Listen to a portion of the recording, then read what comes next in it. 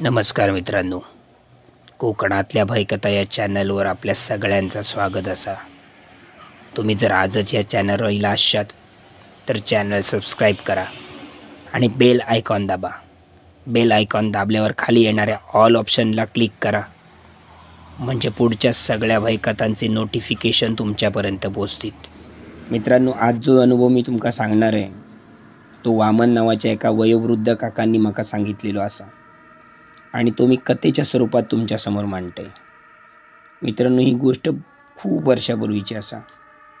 त्या काळी वाहनांची संख्या फार कमी होती. रस्ते पण आतासारखे नाही होते. माल वाहतूक करणाऱ्या वाहनांची संख्या तर फार नगण्यच म्हणायची.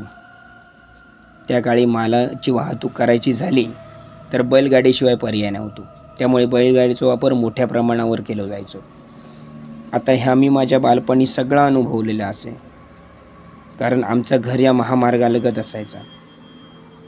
बुधवारचो कुडाळचो बाजार असायचो. त्यामुळे पहाटे 5 वाजता गाडी किराणा मालाचं सामान किंवा इतर सामान आणण्यासाठी म्हणून पहाटे कुडाळच्या बाजारात पोचायचे. आणि बाजार झालो की दुपारी सगळा सामान गाडीत व्यवस्थित भरल्यानंतर जेव्हा ऊन कमी व्हायचा, म्हणजे 3:30 ते 4च्या दरम्यान, ते बैलगाडे पुन्हा आपल्या परतीच्या प्रवासाक निघायचे. तेव्हा ते आमच्या घरासमोरून जायचे. साधारण 4 वाजलेले असायचे संध्याकाळचे. आणि ते बैलगाडी बघू म्हणून आम्ही सगळी पोरा रस्त्यावरती यायचो, कारण त्यावेळी ताच एक आकर्षणाचा केंद्रबिंदू असायचा. तरी नाही म्हटलंच तरी 15-16 बैलगाडे तर निश्चितच असायचे. गाडीत बांधलेले बैल खूप सुंदर आणि डौलदार दिसायचे. त्यांची शिंगा टोकदार आणि थेट उभी असायची. त्यांच्या गळ्यात रंगीबेरंगी माळा असायचे. घुंगरू बांधलेले असायचे. त्यांचा आवाज त्या काळी खूप छान आणि मनाक शांती देणारा असायचो. वेगवेगळ्या रंगात रंगवलेले ते बैलगाडे एका रांगेत चालताना एखादी रेल्वेच रस्त्यावरून जाता की काय असा चित्र डोळ्यासमोर यायचा. ते दिवसच फार आनंददायी होते आणि ता बालपण आताच्या मुलांच्या नशिबी नाही. एक बैलगाडी आमच्या वाडीत वामन काकांची होती. त्यांचे बैल पण बघण्यासारखे असायचे, पांढरे शुभ्र आणि देखणे. त्या काळी ज्या ठिकाणी जत्रा असायची त्या ठिकाणी जत्रेत जी हॉटेलला लागायची त्यांचा सगळा सामान बैलगाडीतूनच या गावातून त्या गावी न्यायला जायचा. एकदा एका गावी वामन काकांका जत्रेचं सामान नेण्यासाठी म्हणून हॉटेलवाल्याचा वाडा आला होता आणि त्या त्यांनी स्वीकारल्याने. हॉटेल मालकाचा हॉटेलचं सर्व सामान त्या जत्रेक न्यायचा होता. दुसऱ्या दिवशी वामन काका ठरलेल्या वेळेनुसार म्हणजे सकाळी 10 वाजता त्या हॉटेल मालकाच्या घराकडे पोहोचले. हॉटेलाक लागणारा सर्व सामान म्हणजे खुर्चे, टेबला, भांडी, लाकडा, पाण्यासाठी लागणारी मोठी भांडी, या सगळा सामान त्यांनी बैलगाडीत भरल्याने आणि जत्रेच्या ठिकाणी जाऊ निघाले. त्यांच्याबरोबर हॉटेल मालकाने आपलं कामगार पण दिलं होतं. दोघेही निघाले. दुपारी 1च्या दरम्यान वामन काकांची गाडी जत्रेच्या ठिकाणी पोहोचली. सर्व सामान खाली करेपर्यंत 1:30 वाजलो. इतक्यात काही वेळातच एक दुसरी गाडी त्या ठिकाणी येताना वामन काकांका दिसली. त्या गाडीत पण हॉटेलचाच सामान भरलेला होता.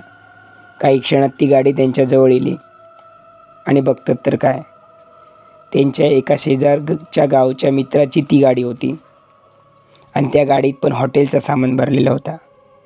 त्यांनासुद्धा ती गाडी हॉटेलचं सामान खाली करण्यासाठी मनाला लावल्या. दोघांच्याही गप्पा गोष्टी सुरू झाले. दोघांच्याही गाडीतील त्या हॉटेलचं सामान उतरून झाल्यावर दोघांनी आपली गाडी एका भल्या मोठ्या आंब्याच्या झाडाखाली सावलीत नेल्याने, बैलांका सोडल्याने आणि समोरच असलेल्या एका घराच्या विहिरीच्या बाजूक ते गेले. त्या विहिरीचा पाणी काढून दोघांनी आपापल्या बैलांका पाणी पाजल्याने आणि पुन्हा त्या बैलांका आणून त्या आंब्याच्या झाडाच्या सावलीत बांधल्याने, सोबत आणलेली भाजी भाकरी दोघांनी एकत्र मिळून खाल्ल्याने दोन्ही हॉटेल मालकही त्या ठिकाणी पोचले होते आणि आता हॉटेलला उभारण्याचं काम जोरदार चालू झालं होता. जत्रेच्या दुसऱ्या दिवशी त्या हॉटेल मालकांचं हॉटेलचं सामान पुन्हा घराकडे नेण्यासाठी यायचा होता. वामन काका मित्राक म्हणाले, "अरे तू काय करतलं, थांबतलस काय घराकडे जातलस?" तेव्हा त्यांचा मित्र म्हणालो, अरे वामन तू काय करतलस? काका म्हणाले, अरे मी संध्याकाळी हसून सुटतले, उद्या दुपारी येऊ मिळात. तसं तो मित्र पण म्हणालो, मग मी पण तसाच करते. आपण संध्याकाळी जाऊया आणि उद्या दुपारी येऊया ह्या सामान नेण्यासाठी. असा बोलता बोलता दोघांनीही आपापली कांबळी त्या आंब्याच्या झाडाखाली पसरल्याने आणि दोघेही निवांत त्या ठिकाणी पडले. थोड्याच वेळात दोघांका झोप लागली. म्हणता म्हणता संध्याकाळचे 4 वाजले. मंदिरामध्ये जत्रेच्या ठिकाणी लोकांचं गजबजाट वाढलो. देवळाकडे येणाऱ्या भाविकांची गर्दी आता वाढतच चालली होती. या गजबजाटात दोघांकाही थोड्या वेळाने जाग आली. तोपर्यंत हॉटेल मालकांची हॉटेलं उभारून झाली होती. अनेक खेळण्यांची दुकानं त्या देवळाच्या अवतीभोवती लागली होती. दशावतार नाटक मंडळी पण दाखल झाली होती. त्या वातावरण बघून दोघांनी ठरवल्याने की रात्री 9 वाजेपर्यंत थांबाया आणि मग घराकडे जाऊन निघाया. दोघेही मंदिरात गेले, देवाच्या पाया पडले. हळूहळू लोकांची गर्दी तर खूपच वाढली होती. दोघेही मनमुराद जत्रेचा आनंद लुटत होते. काही वेळानं दोघेही आपापल्या हॉटेल मालकांच्या हॉटेलात गेले. चहा पाणी घेतल्याने त्या वातावरणात कधी वेळ गेलो काय समजलाच नाही. रात्रीचे 11 वाजले. दोघांनीही घराकडे परतण्याचा निर्णय घेतल्याने दोघेही आपापल्या बैलगाडीकडे गेले.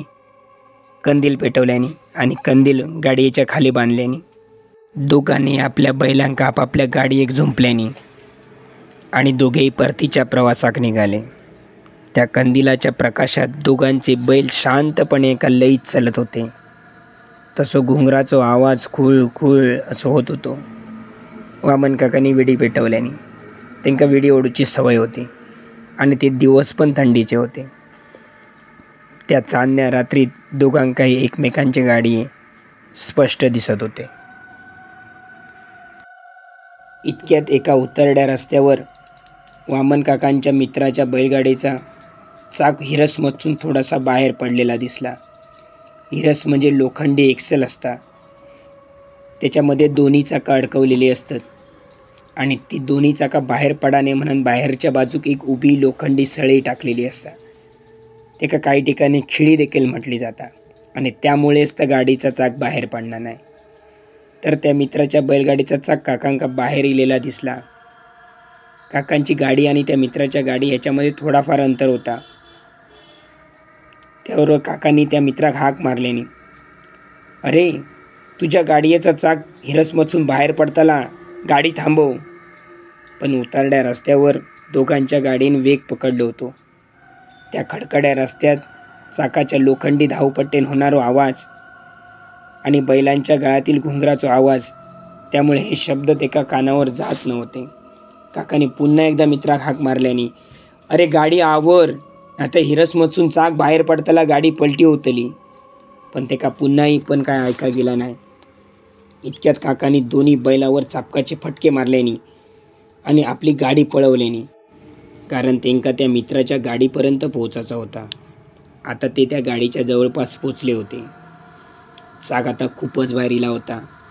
काकांनी निरखून बघितल्याने तर काय, त्या चाक अडकवण्यासाठी घातलेली खिळी म्हणजे ती उभी सळई त्या जाग्यावर नव्हती. चालत्या गाडीतून त्या पडणं तर अशक्यच होता. ती उभी सळई ठोकून ठोकून बसवलेली असता, त्यामुळे त्या निघणं अशक्यच.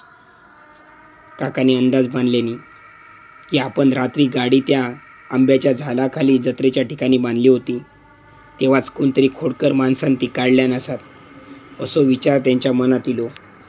आता मात्र काकाने मोठ्याने मित्राक हाक मारल्याने, अरे थांब, चाका खिळी नाया, चाक सुट्टाला गाडी पलटी होतली. ह्यो आवाज त्या मित्राच्या कानापर्यंत पोहोचलो.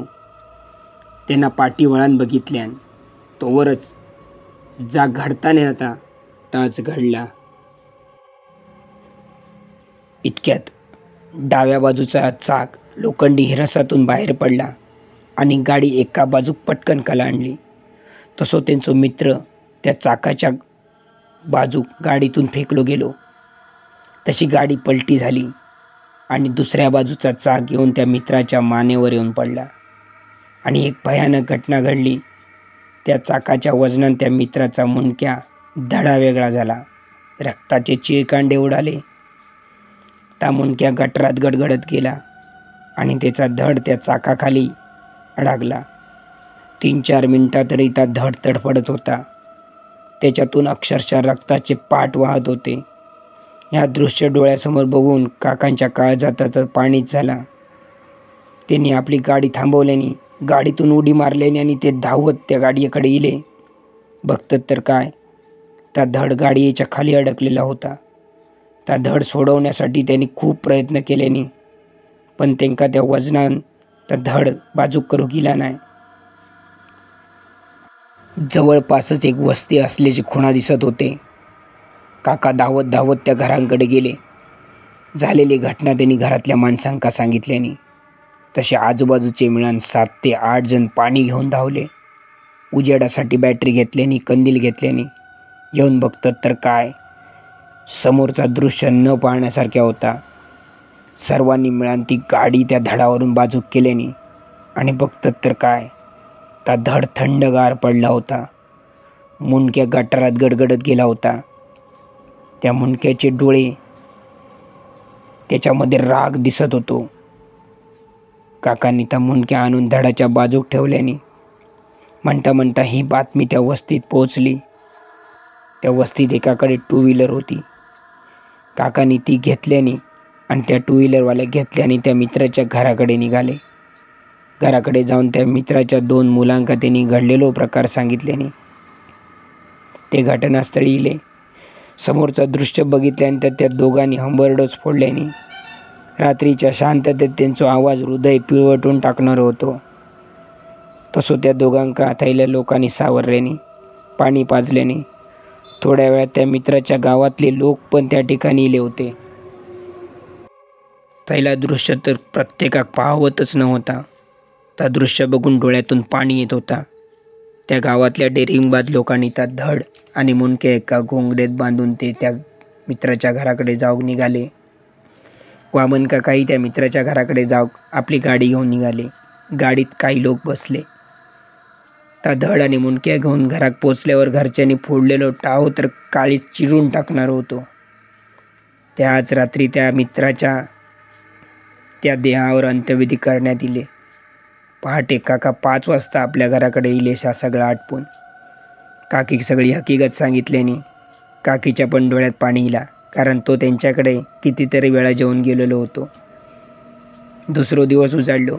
दुसऱ्या दिवशी त्या वस्तीतल्या लोकांनी ती मोडलेली गाडी दुरुस्त करून त्यांच्या घरपोच केली होती. ज्या ठिकाणी अपघात झालो होतो त्या ठिकाणी असलेल्या वस्तीतले लोक तर खूपच घाबरले होते. बायका पोरांचा तर संध्याकाळी फिरणंच बंद झाला होता. असे म्हणता म्हणता 20 दिवस निघान गेले आणि अमावास्या आली. रात्रीचे 12 वाजले. तशी वातावरणात एक वेगळी शांतता पसरली. कोल्ह्यांची कोलीकुई स्पष्ट ऐका येत होती. इतक्यात त्या अपघात झालेल्या जागेच्या दिशेने एका माणसाचं विवळण्याचा व रडण्याचा आवाज येऊ लागलो.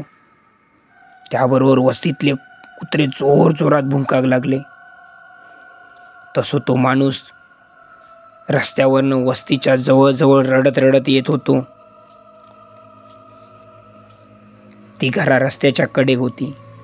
तो माणूस त्या घरांच्या समोर इलो तसो कुत्र्यांनी भुंकान उच्छाद मांडल्याने घरासमोर इल्यानंतर तो ओरडाक लागलो, अरे चाकाची खिळी कोणी काढली रे, चाकाची खिळी कोणी काढली, ते का सोडूचंय नाही. असं मोठमोठ्यानं तो ओरडत होतो. त्या शांततेत त्याचा बोलणं अजून भीतीदायक वाटत होता.